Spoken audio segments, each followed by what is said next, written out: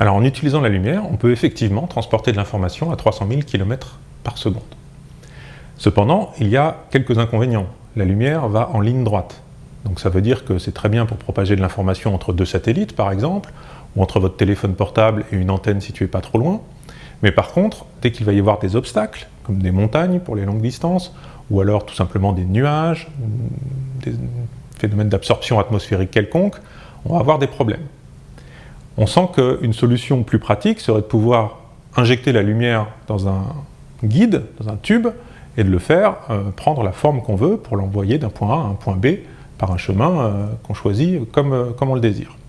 Alors c'est possible, car grâce aux lois de l'optique géométrique, on sait qu'on peut confiner la lumière à l'intérieur d'un tube. Voyons comment ça se passe. Pour comprendre comment fonctionne une fibre optique, il faut se replonger aux bases de l'optique géométrique, et en particulier les lois de la réflexion et de la réfraction. Donc considérons deux milieux, un milieu d'indice N1 et un milieu d'indice N2, séparés par un dioptre. Un rayon va se propager du milieu 1 vers le milieu 2, ici en bleu, et va se réfléchir à l'interface, dans le milieu 1 toujours, c'est le rayon modélisé ici en vert. Si on considère que le rayon incident fait un angle I1 avec la normale, qui est en pointillé ici, alors le rayon réfléchi fera un angle I'1 égal à I1 avec la même normale. C'est la première loi de Descartes, ou loi de la réflexion, qui nous dit que I1 égale I'1.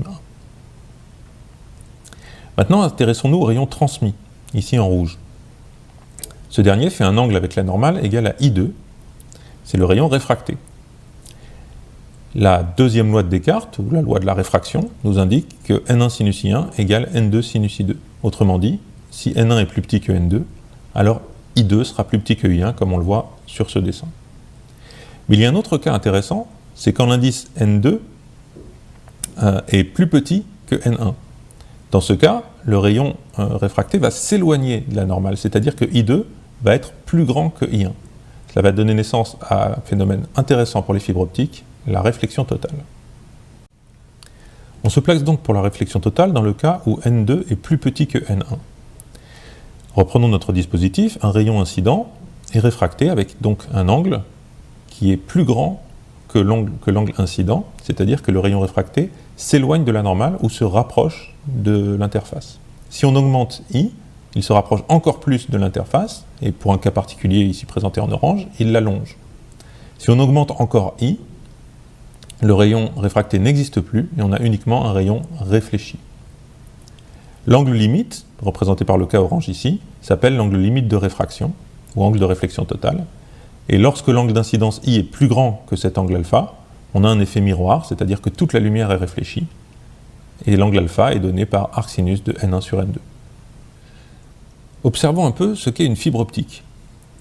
Au niveau des ordres de grandeur, c'est un objet tout petit. Une fibre optique est à peu près du même diamètre qu'un cheveu humain, c'est-à-dire une centaine de microns. Plus en détail, la fibre optique est constituée de 3 cylindres de même axe. D'abord, ici en marron, une gaine mécanique qui sert juste à protéger la fibre, qui n'a pas de rôle vis-à-vis de la lumière. Ensuite, une gaine optique qui, elle, fait 125 microns, qui a l'indice N2. Et puis un cœur qui peut être beaucoup plus petit, quelques microns à quelques dizaines de microns, et qui a un indice légèrement plus grand que l'indice de la gaine. On utilise comme matériau de la silice qu'on dope légèrement pour changer son indice. Typiquement, l'indice du cœur vaut 1,48 et l'indice de la gaine 1,46. Voyons maintenant comment la réflexion totale va nous permettre de guider la lumière dans notre fibre optique. Donc voilà la fibre vue de côté, on reconnaît l'indice de la gaine et l'indice du cœur, et voilà le trajet de la lumière à l'intérieur de cette fibre. Le faisceau arrive par la face latérale de la fibre avec un angle θ, il est réfracté avec un angle θ', et puis ensuite, quand il arrive à l'interface entre le cœur et la gaine, il est totalement réfléchi, car l'angle I d'incidence est plus grand que alpha, l'angle de réflexion totale, qui vaut ici 80,5 degrés. Si on arrivait avec un angle de 10 degrés, θ égale 10 degrés, voilà le trajet suivi par la lumière, elle est guidée, puisqu'on a réflexion totale à chaque interface, sur l'interface du bas, puis sur l'interface du haut, etc., etc. Si θ vaut 25 degrés, on arrive avec un angle plus grand en entrée, et donc la lumière ne peut pas être guidée car l'angle I à l'interface entre le cœur et la gaine est plus petit que alpha. À chaque interface, un peu de lumière va être perdue, et au bout d'un grand nombre de réflexions, on n'a plus de lumière du tout, et la lumière n'a pas été guidée dans la fibre optique. Il y a donc un angle limite en entrée de la fibre optique. Si on est au-dessus de cet angle limite, la lumière ne sera pas guidée. Si on est en dessous, elle sera guidée. On appelle ça l'angle d'acceptance de la fibre optique. Très bien. Il est donc possible de guider la lumière dans un milieu transparent. Alors, deux conditions pour cela, que le milieu ait un indice optique plus grand que 1, donc ça c'est pas très compliqué, tous les matériaux ont un indice plus grand que 1, et que ce milieu soit le plus transparent possible. On peut imaginer différents types de milieux, par exemple l'eau, comme dans les fontaines laser que l'on peut vous présenter dans cette vidéo. Donc comme on l'a vu, pour que la lumière puisse être guidée dans un matériau, il faut que l'indice de ce matériau soit supérieur à l'indice du milieu qui l'entoure. Donc si on est dans l'air, il suffit de se propager dans un milieu d'indice plus grand que 1, qui soit transparent. Donc c'est le cas de plein de milieux, et en particulier d'un milieu facilement accessible qui est l'eau. Donc pour illustrer ça, on a construit une fontaine laser, donc qui est derrière moi, et qui est composée de deux éléments simples. Donc une fontaine, donc vous avez une pompe, que vous entendez ici, qui recycle l'eau entre cette bassine et ce réservoir, pour faire les 3 jets d'eau que vous voyez ici. Et puis de ce côté, on a des lasers. On a 3 lasers, un laser rouge, un laser vert, un laser bleu, qui émettent des faisceaux qu'on dirige vers le bassin, et qui vont ensuite se retrouver guidés à l'intérieur des jets d'eau que vous voyez ici.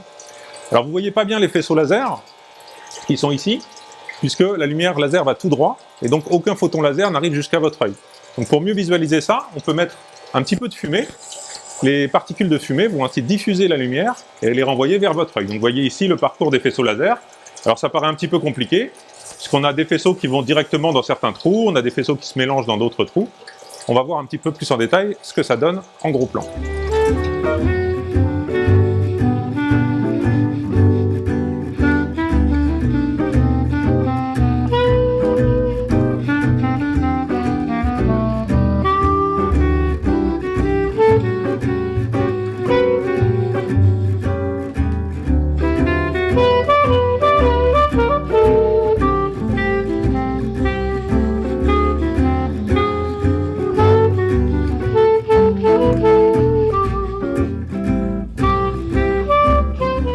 Observons l'expérience dans son ensemble. On a à l'arrière-plan les différents lasers, rouge, vert et bleu, et à l'avant-plan les 3 jets d'eau. Si on zoome pour observer ce qui se passe à l'intérieur d'un jet d'eau, par exemple le vert, on voit le laser qui se réfléchit à l'interface entre l'eau et l'air, totalement, puis ensuite il se réfléchit une seconde fois, une troisième fois. On ne voit pas ces réflexions successives de façon très claire, car le jet d'eau étant instable, on n'arrive pas à distinguer proprement le faisceau après quelques réflexions. On peut voir ici sur le faisceau bleu, au moment où il se crée, la première réflexion sur l'interface, on voit la deuxième qui apparaît ici, et ensuite les différentes réflexions se noient dans le jet d'eau.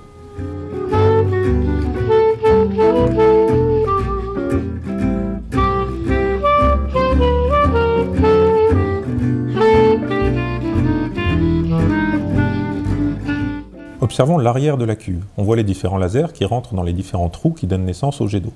Si on observe le trou de gauche, on voit qu'on a 3 lasers de 3 couleurs différentes, un rouge, un vert et un bleu, qui sont incidents sur le trou lui-même. On va pouvoir, en faisant varier l'intensité ou la position de ces différents lasers, faire varier les couleurs en utilisant le principe de la synthèse additive dont on a déjà parlé. Par exemple, si je retire le faisceau vert du trou, donc là, vous voyez, je le décale pour qu'il ne rentre plus dans le faisceau, ou si je retire le faisceau bleu, je vais pouvoir obtenir du rouge, s'il n'y a que le faisceau rouge, ou du magenta, s'il y a un mélange de rouge et de bleu. Je peux aussi jouer sur l'intensité de chacun des faisceaux, et mélanger par exemple ici, en enlevant le rouge, uniquement le bleu que voici et le vert dans le même trou, pour obtenir du cyan, qui est ce mélange de bleu et de vert. On peut ainsi obtenir toutes les couleurs du spectre, du blanc, du orange, du jaune, du vert, du bleu, du cyan, du magenta, toutes les couleurs possibles, à l'intérieur des jets d'eau. Donc voyons ce que ça donne du côté des jets d'eau. Vous voyez ici par exemple du blanc, qui est obtenu par un mélange de rouge et de vert et de bleu en quantité à peu près égale. Ici on passe plutôt à un du bleu.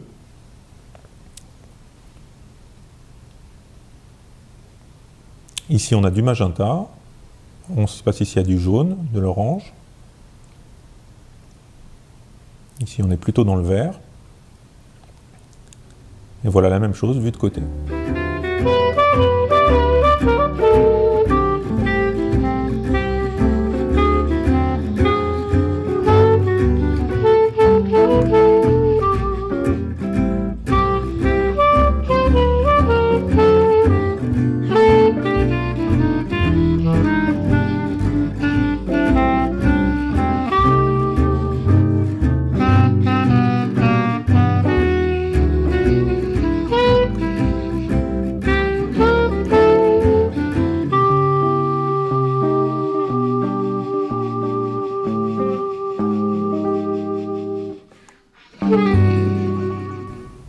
Alors l'eau, ça permet d'illustrer le phénomène, c'est intéressant, mais on sent bien qu'on ne va pas pouvoir faire des grands circuits d'eau permettant de guider la lumière sur des centaines et des centaines de kilomètres. Alors qu'est-ce qu'on a d'autre comme matériau transparent? Le plus transparent possible, eh bien, on a le verre. Le verre a l'avantage d'être transparent et l'avantage d'être très abondant, puisque le verre, la silice, c'est formé à partir de sable, qui est un matériau dont on dispose en quantité colossale sur Terre. Donc on peut, à bas coût, fabriquer des centaines et des centaines de kilomètres de ces tubes de verre qu'on appelle des fibres optiques. Donc une fibre optique, ce n'est rien d'autre qu'un très fin cheveu de verre. Ça a d'ailleurs à peu près le diamètre d'un cheveu. Et si on injecte correctement la lumière dans cette fibre optique, on peut la propager sur des centaines de kilomètres. Alors de quoi va dépendre cette distance de propagation? Bien de l'absorption, de l'atténuation dans la fibre optique, car bien qu'étant transparente, elle n'est pas parfaitement transparente. Il y a toujours des pertes. Alors, elles sont très faibles dans le verre, mais elles ne sont pas inexistantes. On peut constater que ces pertes dépendent de la longueur d'onde, c'est-à-dire de la couleur qu'on injecte dans la fibre optique. Donc, comme on peut le voir sur cette courbe, les pertes sont plus importantes dans le visible que dans l'infrarouge. Le minimum d'absorption, donc là où la transmission est la meilleure, se trouve à 1550 nanomètres, autour de 1550 nanomètres. C'est ce qu'on appelle les longueurs d'onde télécom. C'est à ces longueurs d'onde-là du proche infrarouge qu'on va travailler pour pouvoir transmettre les signaux sur les distances les plus grandes possibles. La réflexion totale est un phénomène sans perte, c'est-à-dire qu'à chaque interface, 100% de la lumière est réfléchie. On pourrait donc imaginer qu'au bout de n réflexions, n'ayant aucune perte, on n'a perdu aucune puissance. Donc si on entre avec une puissance 1 watt en entrée de fibre, on récupère 1 watt en sortie de fibre, même après des centaines de kilomètres. Alors ce n'est pas le cas, car il faut tenir compte du fait que la lumière se propage dans un milieu, ici du verre, qui est très transparent, mais qui n'est pas parfaitement transparent. On a donc affaire à une atténuation au cours de la propagation, due à l'absorption par le milieu lui-même, par le verre. Donc si on a une certaine puissance en entrée, on va avoir une puissance en sortie plus faible, et l'expression qui permet de décrire ce phénomène est la suivante: la puissance de sortie vaut la puissance d'entrée fois 10 puissance moins alpha L sur 10. Alpha, c'est le coefficient d'absorption en décibels par kilomètre, et on peut le représenter en fonction de la longueur d'onde de la lumière. On voit que la courbe rouge qui décrit ce coefficient est un petit peu chahutée, mais présente un minimum autour de 1,5 micron. C'est à cette longueur d'onde-là que l'absorption est la plus faible, et donc que la lumière va être le mieux transmise. C'est dans l'infrarouge proche, et à cette longueur d'onde-là, l'absorption vaut 0,2 décibels par kilomètre. Alors concrètement, ça veut dire qu'au bout d'un kilomètre, il reste 95,5% de la puissance d'entrée. Au bout de 10 km, 63%. Si on va jusqu'à 100 km, il ne reste plus que 1% de la puissance d'entrée. Alors pour illustrer les fibres optiques, voici ce qu'on peut appeler une fibre optique. Alors celle-ci est un petit peu particulière, elle n'est pas faite de verre, mais de plastique. Tout simplement parce que ça permet de faire une fibre optique plus grosse et donc plus visuelle. Mais le principe est exactement le même. Le plastique a un indice proche du verre, et la propagation se fait avec plus de pertes, parce que le plastique est moins transparent, mais suivant le même principe. Donc si j'injecte, ici j'ai quelques mètres de fibre, si j'injecte d'un côté la lumière, par ce bout, avec ce laser tout simplement, je vais voir sortir la lumière de l'autre côté, vous voyez, quasiment sans perte. C'est-à-dire que si je mesurais la puissance à la sortie de la fibre, je trouverais à peu près la même chose que la puissance à l'entrée de la fibre. Alors, vous remarquez que la lumière sort par le bout, ici, mais que vous ne voyez pas de lumière verte le long de la fibre elle-même. Tout simplement parce qu'il n'y a aucune perte. La réflexion totale est parfaite, c'est-à-dire que la lumière, une fois qu'elle est rentrée dans la fibre, se propage sans sortir par les côtés de la fibre. Si ça sortait par les côtés de la fibre, vous le verriez, il y aurait de la lumière verte le long de la fibre, et le signal s'atténuerait très rapidement. Alors cette transmission est efficace, mais elle se fait donc dans un matériau qui n'est pas le vide ou l'air. Donc il y a un indice de réfraction. Pour le verre, c'est autour de 1,5. Ça veut dire que la vitesse de la lumière n'est pas égale à 300 000 km par seconde, mais à 300 000 km par seconde divisé par 1,5, ce qui nous amène autour de 200 000 km par seconde. Donc finalement, on ne transmet pas l'information plus vite avec une fibre optique qu'avec un simple câble électrique. Alors pourquoi utilise-t-on des fibres optiques dans ce cas-là? Eh bien, si on ne gagne pas sur la vitesse, on gagne sur d'autres paramètres, qui sont le coût, et surtout le débit, c'est-à-dire la quantité d'informations qu'on peut faire passer dans une fibre optique. Avec les fibres optiques, on peut donc transmettre de l'information non pas plus vite qu'avec les câbles classiques, mais à moindre coût, puisque c'est moins cher de fabriquer une fibre optique qu'un câble, avec un débit plus grand, je vais en dire 2 mots là, juste après, et également en profitant de l'avantage que les fibres optiques transportent de la lumière qui est insensible aux perturbations électromagnétiques. Donc vous pouvez approcher des perturbations, des champs magnétiques, des champs électriques à proximité d'une fibre optique, ça ne va rien lui faire du tout, alors qu'à proximité d'un câble électrique, il peut y avoir des interférences qui vont perturber le signal. D'autre part, dans une fibre optique, on peut profiter du fait que les photons n'interagissent pas les uns avec les autres. C'est-à-dire que je peux injecter dans la même fibre optique un signal codé à une certaine longueur d'onde, et puis un autre signal, une autre communication téléphonique par exemple, à une longueur d'onde légèrement différente. Les deux longueurs d'onde vont se propager dans la fibre optique sans interagir, et donc je peux ainsi mettre beaucoup d'informations différentes dans la même fibre optique. On appelle ça le multiplexage en longueur d'onde. Je peux aussi faire du multiplexage par exemple en polarisation, en injectant 2 polarisations différentes dans la fibre optique qui vont se propager sans se parler l'une l'autre, et à la fin, j'utilise un démultiplexeur à la fin de la fibre optique pour récupérer les différentes communications que j'avais injectées à l'entrée. C'est un gros avantage qui permet d'avoir des débits très importants dans les fibres optiques, plus importants en tout cas que dans les câbles électriques.